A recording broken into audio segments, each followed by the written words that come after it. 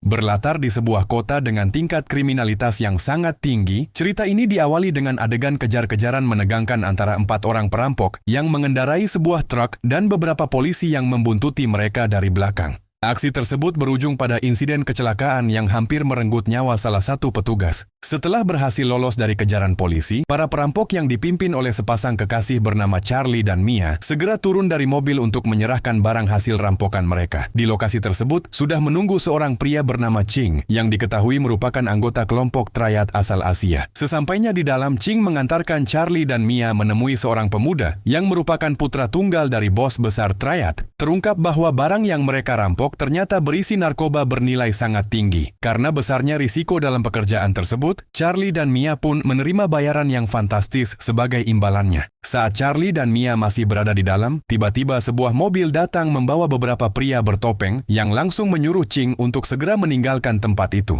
Dan bisa ditebak, kedatangan mereka bukan tanpa alasan. Para pria bertopeng tersebut ternyata memiliki rencana lain yang jauh lebih berbahaya. Kisah ini kemudian berfokus pada seorang polisi yang dikenal ogah-ogahan bernama Walker yang saat itu tengah membeli hadiah Natal untuk putrinya. Diketahui bahwa Walker telah berpisah dari istrinya karena kebiasaannya menerima uang haram. Akibatnya, ia harus berusaha lebih keras untuk membujuk sang mantan istri agar diizinkan bertemu dengan anaknya yang sangat ia cintai. But the present doesn't count. We don't want your dirty money.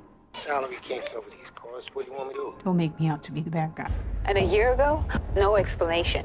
Setelah ditolak untuk bertemu dengan putrinya, Walker pun kembali melanjutkan patroli bersama rekan poluan yang masih magang bernama Ellie. Berbeda dengan Walker yang sudah merasa jenuh menjadi polisi, Ellie justru terlihat penuh semangat menjalankan tugasnya karena profesi tersebut merupakan impiannya sejak lama. How old is she? 6. She's And that's all they had? yeah, that's all they have. When I was a kid, Tak lama kemudian, Walker menerima panggilan dari operator untuk segera menuju lokasi kejadian perkara penembakan yang baru saja terjadi. Setibanya di sana, ia terkejut melihat beberapa mayat tergeletak bersimbah darah. Salah satu korban ternyata adalah putra tunggal dari bos besar Triad.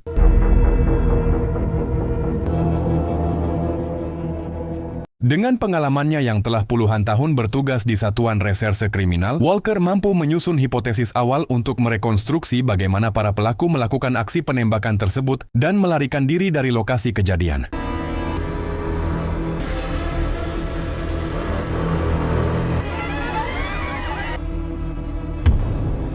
Tak lama kemudian, salah satu petugas menunjukkan rekaman CCTV yang menampilkan wajah seorang pemuda yang tak lain adalah Charlie dan diduga sebagai pelaku. Walker sempat terkejut karena ia sangat mengenal sosok Charlie. Namun, ia berusaha tetap bersikap tenang dan berpura-pura seolah tidak mengenalinya sama sekali di hadapan rekan-rekannya. A lot of dead people here. Never got a shot or find me an assault rifle. We may be looking for somebody else. You got a body to go with this mess? no, we don't. Maybe they got in a car. All right. Yes, sir. Tanpa membuang waktu, Walker segera pergi ke suatu tempat untuk menemui seseorang yang merupakan ayah dari Charlie. Ternyata, ayahnya adalah seorang wali kota yang sangat dihormati bernama Lawrence. Namun, layaknya banyak pejabat pada umumnya, Lawrence menyimpan sisi gelap di balik citranya yang bersih. Ia kerap menggunakan uang haram untuk mendukung ambisinya dalam pemilihan. Dan salah satu orang kepercayaannya di lapangan, yang selama ini membantunya menjalankan urusan kotor tersebut, tidak lain adalah Walker sendiri. 9 bodies. A coke deal gone bad, real bad. And then I see this on CCTV. Who's that? You recognize that kid?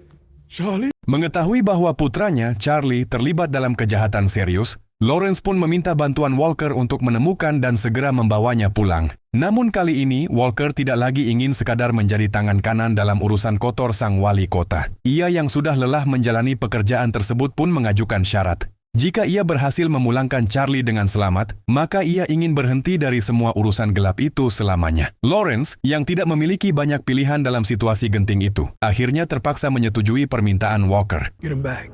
And I never see your fucking face again. Keesokan paginya, kita diperkenalkan pada sosok bos besar Triad, yang ternyata adalah seorang perempuan, sekaligus ibu dari putra tunggal yang telah tewas. Kesedihan begitu jelas terpancar dari sorot matanya. Tak lama setelah ia melihat langsung jasad putranya, sang bos segera memanggil Ching beserta 3 anak buahnya untuk menuntut pertanggungjawaban atas kematian anak kesayangannya.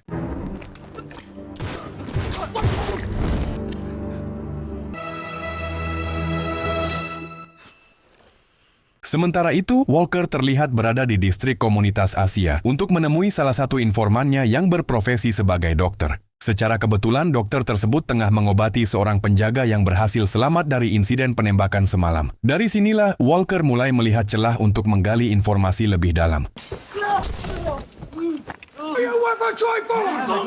Setelah melakukan intimidasi yang cukup keras, Walker akhirnya berhasil mendapatkan sedikit petunjuk mengenai para pelaku. Mereka diketahui mengenakan topeng hoki, topeng yang biasa digunakan dalam olahraga hoki es, untuk menyembunyikan identitas saat menjalankan aksinya. They shot him. They shot Mr. Jordan.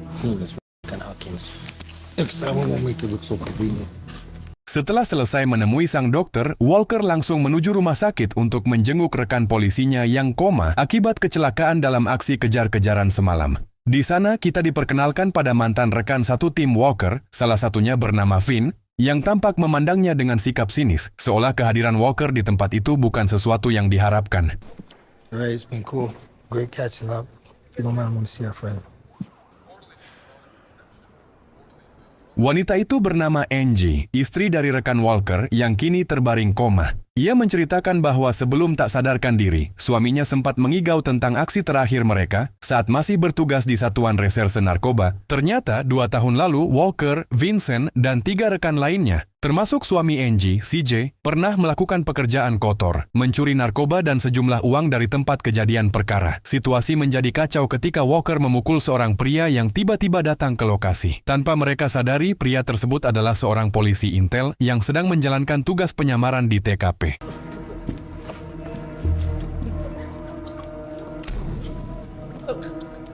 Saat sang intel sedang terengah-engah, Walker dan kawan-kawan baru menyadari bahwa ia adalah seorang polisi, sama seperti mereka. Walker yang merasa bersalah berniat segera membawanya ke rumah sakit, namun Finnen tidak setuju dengan ide tersebut, mengingat aksi mereka pasti akan ketahuan. We're taking him, Vince, to the discussion.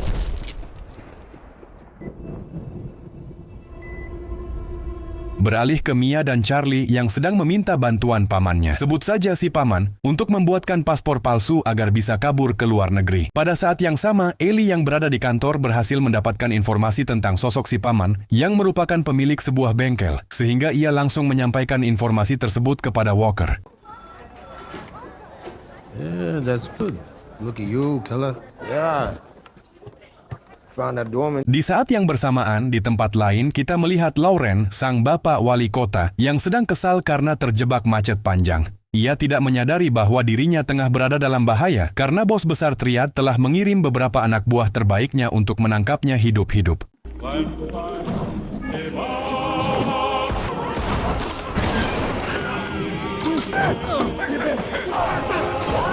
Setelah Lauren ditangkap, cerita kembali beralih ke Walker yang telah tiba di bengkel milik si paman untuk mencari tahu kemana Mia dan Charlie pergi. Tanpa banyak berbelit-belit, si paman langsung memberitahukan sebuah klub yang sering didatangi Charlie dan keponakannya. Tanpa membuang waktu, Walker pun segera meluncur ke lokasi tersebut saat itu juga.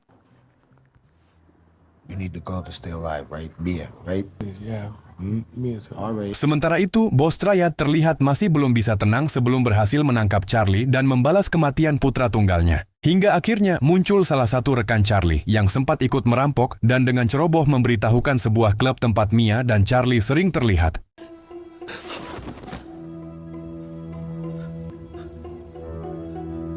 Singkat cerita, malam pun semakin pekat. Walker terlihat telah tiba di klub sesuai arahan si paman. Tanpa membuang waktu, ia berhasil menemukan Mia yang sedang duduk sendirian dan langsung memintanya untuk membujuk Charlie agar kembali pulang kepada Lawrence, ayahnya. Namun, belum sempat percakapan mereka selesai, Vincent dan 2 rekannya sudah muncul. Mereka juga tampak memburu Charlie, entah dengan tujuan apa. Come on, Walker. She's a suspect. That all right? There gonna be a problem? I'll give you 2 guesses. Walker, I've asked nice. Sempat terjadi sedikit ketegangan. Momen saling beradu tatap itu pun langsung terhenti ketika pasukan Triad dikirim ke sana untuk menangkap Charlie. Sehingga inilah yang kemudian terjadi.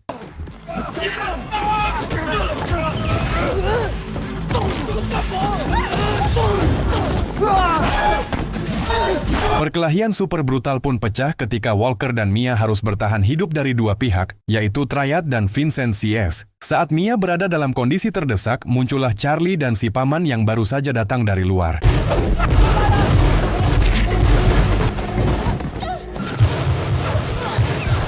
Di saat Vincent Cesio sedang sibuk menghadapi pasukan Triad, Walker memanfaatkan kesempatan tersebut untuk membawa Mia dan Charlie kabur dari klub itu. Namun tak disangka beberapa polisi muncul setelah menerima laporan dari warga. Dan ini yang terjadi.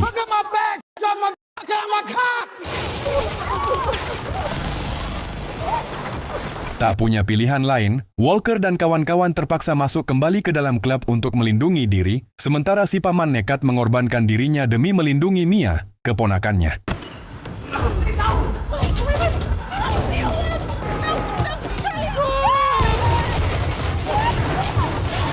Walker, Mia, dan Charlie pun berhasil kabur melalui jalan belakang. Setelah mengetahui keterlibatan Vincent Cies dalam masalah ini, Walker menyadari satu hal. Nyawa rekannya yang sedang koma di rumah sakit kini berada dalam bahaya karena bisa menjadi saksi atas keterlibatan mereka semua. Karena itu, Walker segera menghubungi Ellie agar secepatnya pergi ke rumah sakit tempat rekannya dirawat. They're the ones that shot up Joyce. Ellie. He's dead. I swear to God, I will call you straight away, I promise. Just please get to the hospital. Dan benar saja, saat ini Vincent sedang berkomunikasi dengan Ching agar segera menghabisi Serkan, alias suaminya Angie. Tepat ketika Ellie baru tiba di rumah sakit, Ching sudah lebih dulu bersiap untuk menghabisi SK.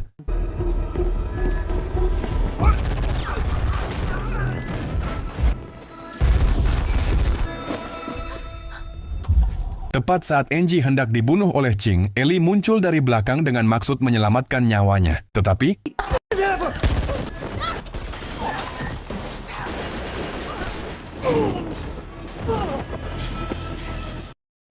setelah Ellie berhasil menangkap Ching, cerita kembali beralih kepada Walker yang membawa Charlie dan Mia ke pondok tua milik kakeknya. Di sana, Walker segera memanfaatkan kesempatan untuk menghubungi Lawrence dan memberitahu bahwa putranya telah ditemukan, tanpa menyadari bahwa ponsel Lawrence kini berada di tangan bos Triad yang otomatis mengetahui lokasi keberadaan mereka bertiga.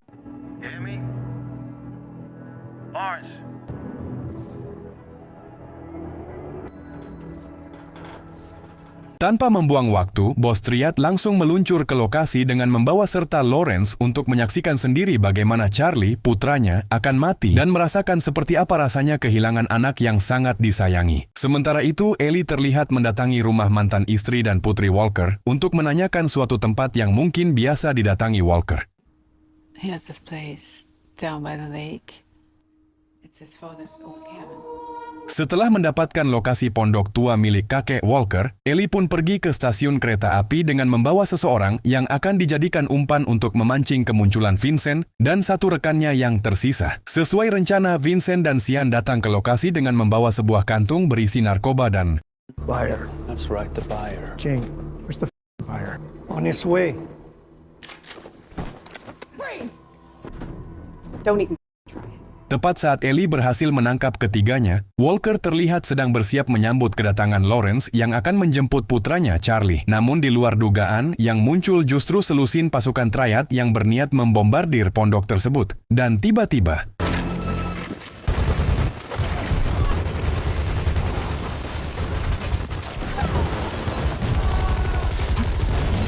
persis seperti adegan dalam film The Raid, Walker dan kawan-kawan harus bertahan hidup dengan bersembunyi di dalam pondok. Di tengah ratusan peluru yang berterbangan, Walker dengan cerdas mengincar satu persatu musuh yang mencoba masuk ke dalam, sehingga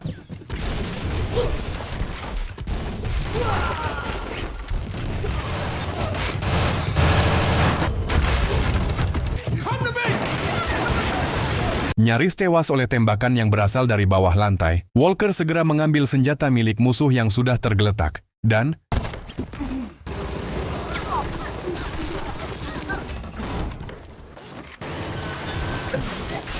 Walker benar-benar kewalahan menghadapi pasukan Triad yang terus bermunculan. Saat pelurunya habis, ia pun mengambil sebuah pengait besi yang ada di pondok tersebut. Dan inilah yang kemudian ia lakukan.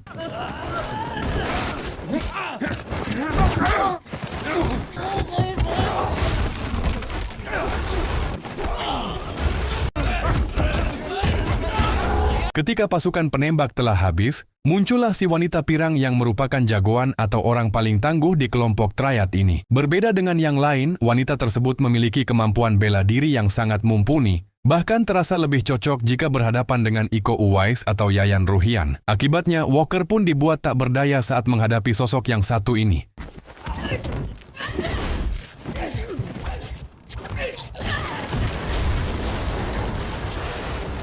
Saat Walker terdiam setelah tertimpa reruntuhan atap, wanita pirang itu perlahan mendekatinya untuk memastikan bahwa ia benar-benar telah tewas.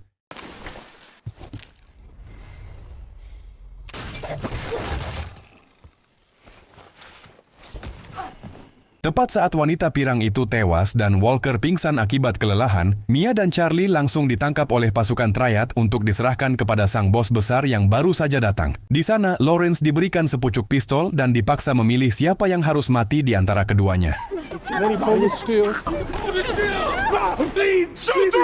Do it!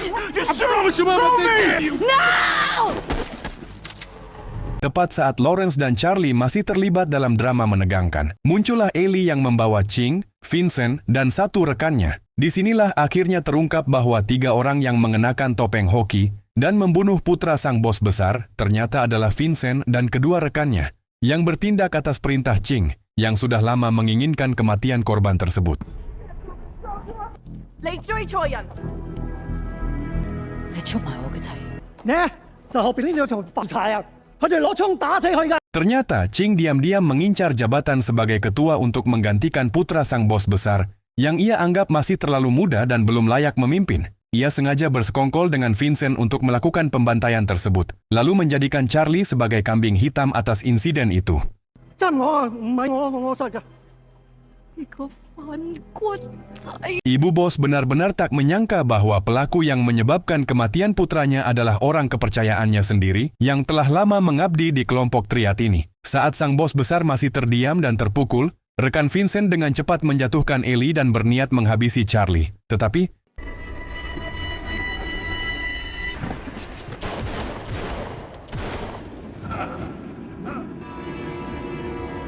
tepat saat Walker baru saja siuman, baku tembak pun terjadi antara Vincent CS dan kelompok triad. Dalam kekacauan itu, Ching berhasil mendapatkan sepucuk pistol dan langsung menembak ibu bos besar saat itu juga.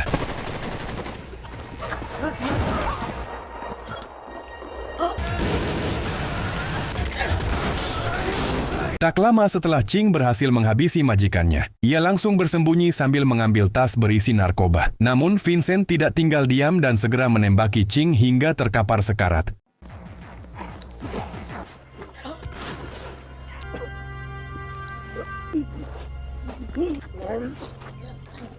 Sementara itu, Serekan berhasil membantai seluruh pasukan triad seorang diri. Ia kemudian mengincar Ellie yang masih hidup untuk dihabisi. Namun, Charlie yang telah kehilangan orang yang disayanginya tidak tinggal diam dan tidak membiarkannya begitu saja. Sehingga inilah yang kemudian ia lakukan.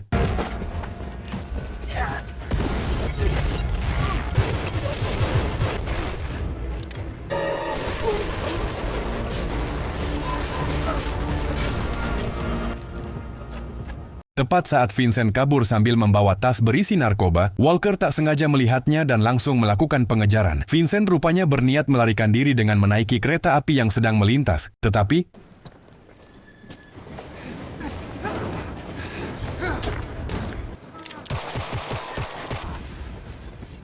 sempat bernegosiasi dengan Walker tentang apa untungnya mencegah dirinya kabur, Vincent mencoba membujuknya. Namun Walker menegaskan bahwa ada 3 orang baik yang tak bersalah telah kehilangan nyawa. Angie, suaminya, dan polisi intel yang tewas 2 tahun lalu ditembak oleh Keyhead Pins. Karena itu, menurut Walker, sudah sepantasnya Vincent menerima balasan yang setimpal atas perbuatannya.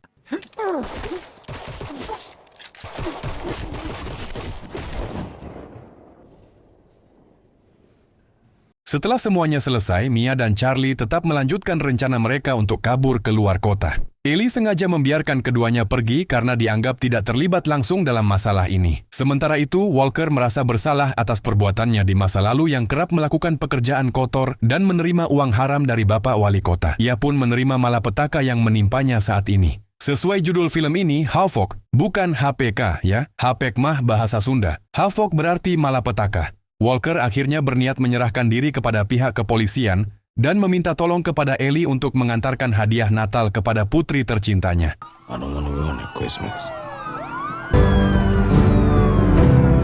Tamat.